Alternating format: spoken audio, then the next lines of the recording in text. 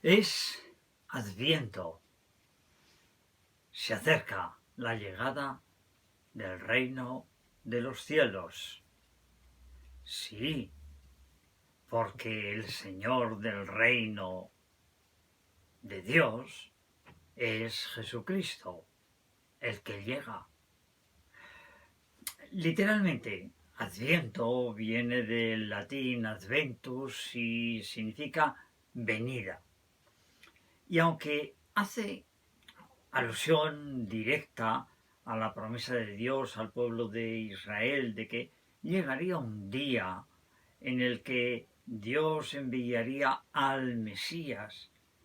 Por lo tanto, abarca ese largo tiempo de siglos hasta el nacimiento de Jesús en Belén. En Belén para acreditar su linaje davídico, aunque su patria chica o grande fue Nazaret, en Galilea. Sin embargo, para los cristianos, este Adviento ya no es espera del nacimiento de un Mesías prometido, que vino del cielo.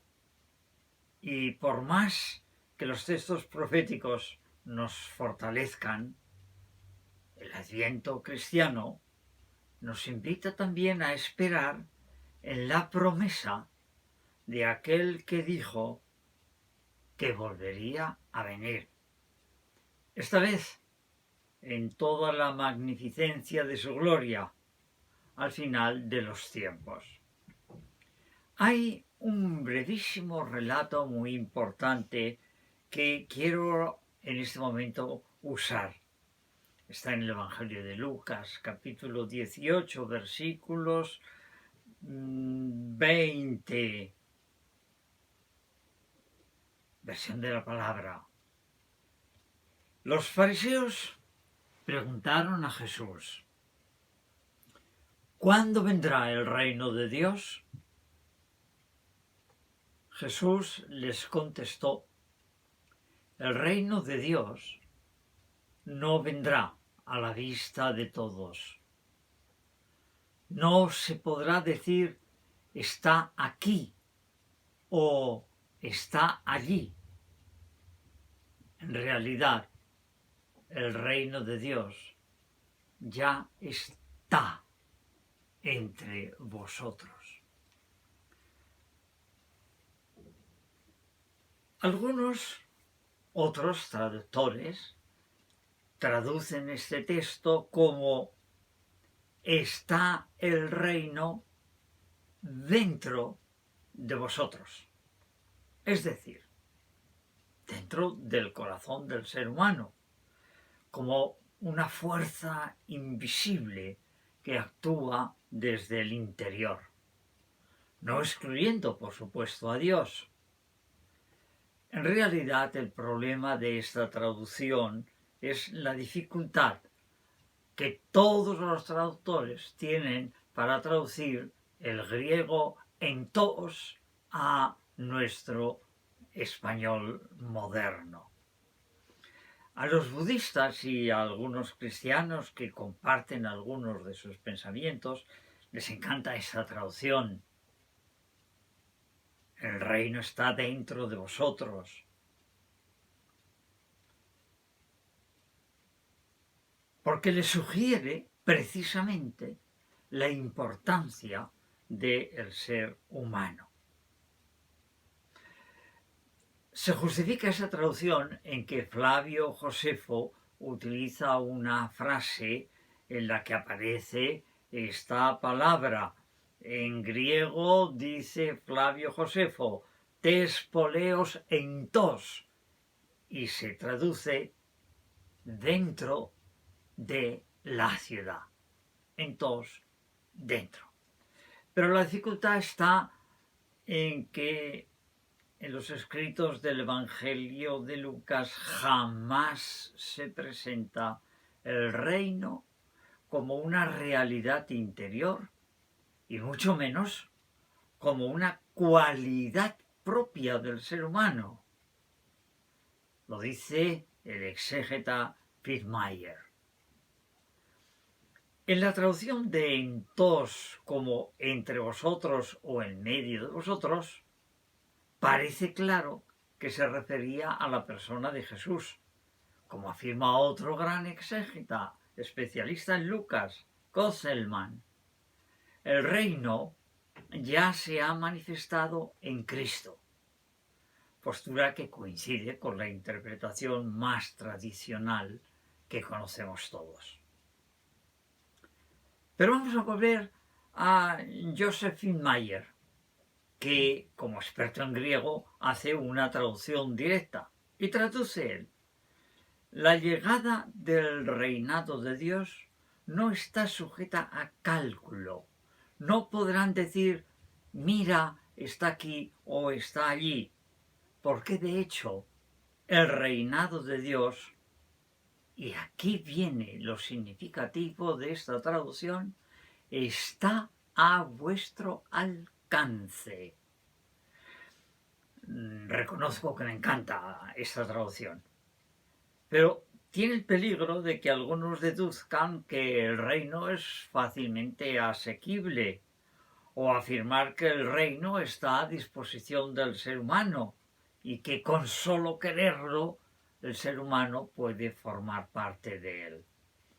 Ya Jesús desbarató los que pensaban así y les advirtió claramente: el que no está conmigo, el que no renuncia, el que no está, no es digno de mí.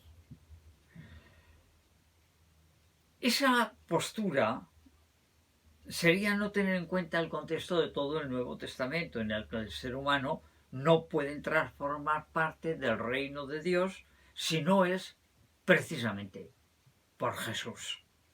Solamente el Hijo de Dios lo hace posible. Una vez más, el reino no es una opción plausible para el ser humano pecador. Solo por amor, por la gracia, se puede acceder a él, y solo por el poder del Espíritu Santo se puede resistir en él. Es interesante subrayar ese está, porque en Adviento solemos pensar, en general solemos pensarlo siempre, pero en Adviento en concreto, en términos de pasado y en términos de futuro, como si viviéramos permanentemente vueltos hacia atrás para apoyarnos en lo que fue. De ahí que casi todos los predicadores en Adviento se van al Antiguo Testamento, a las profecías, en lo que fue. Y también proyectados hacia adelante, como si fuera una especie de huida del presente.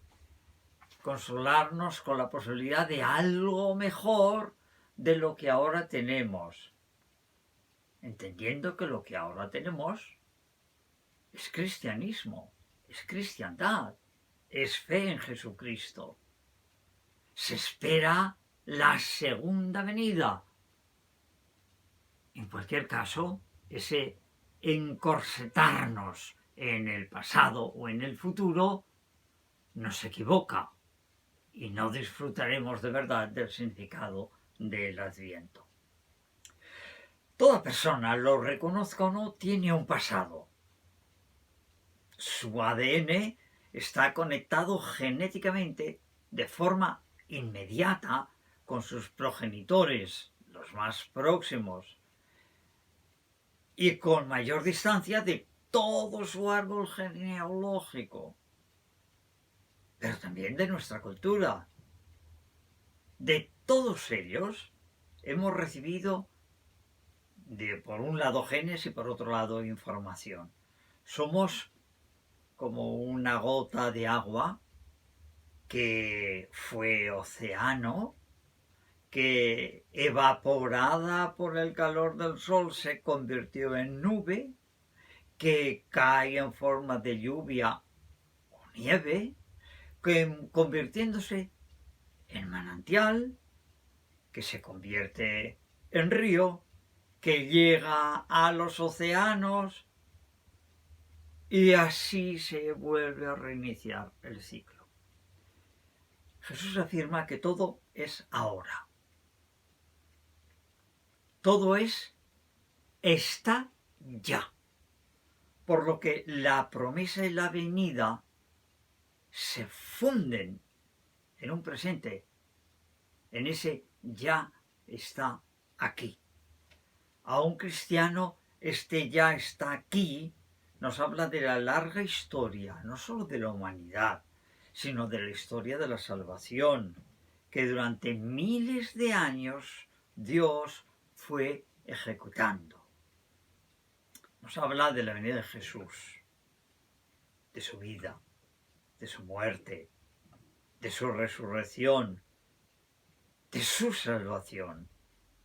Nos habla del futuro, de la esperanza en nuestra resurrección y la confianza en su segunda venida. Todo ello está concentrado en este ya está aquí. Aunque no lo veamos plenamente, sino de forma velada, como afirma el apóstol Pablo, que así sucede con la fe y con todos nuestros pensamientos respecto a Dios. Desde esta perspectiva cambia el modo de comprender el Adviento, porque venida y llegada vienen a ser lo mismo. Porque para los cristianos Jesús es el centro de la historia, es el cumplimiento del plan divino eterno desde antes de la creación del mundo, dice el prólogo del Evangelio de Juan. Me encanta recordar que uno de los nombres sagrados de Jesús fue Emmanuel, Dios con nosotros. Adviento, por tanto, es que Jesús abre casa entre nosotros. Ciertamente una casa muy humilde, como nos recuerda el pesebre del mesón, allá en Belén, o como él mismo advertirá a los que empiezan a seguirle. Las zorras tienen guaridas y los pájaros nidos, pero el Hijo del Hombre, refiriéndose a él, ni siquiera tiene dónde recostar la cabeza. Tal vez por eso podríamos entender que Él nos hace una invitación a volver a casa, la casa del Padre, Abba, del que hablaba Jesús, o abrir nuestro corazón para que Él entre haciendo morada en nosotros. Para los cristianos es Jesús quien invita. Venid a mí todos los que estáis cansados y agobiados, y yo os aliviaré, dice en Mateo capítulo 11. Él es nuestra casa, pero en nuestro corazón. Porque también dijo, no es que estoy llamando a la puerta.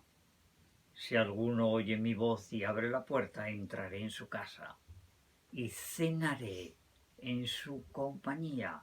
Apocalipsis 3:20. Alguien ha dicho, deja de buscar y déjate encontrar. Suena bien, pero la llegada a Jerusalén desde tierras lejanas de los magos, buscando al rey de los judíos recién nacido, es una maravillosa metáfora de que solo el que busca encuentra. Aunque en realidad es el propio buscador el encontrado. Esto es Adviento. Te deseo paz y gozo, pero en especial en este tiempo previo a la Navidad, tan duro por la terrible pandemia. Por favor, cuídate y cuida de los tuyos.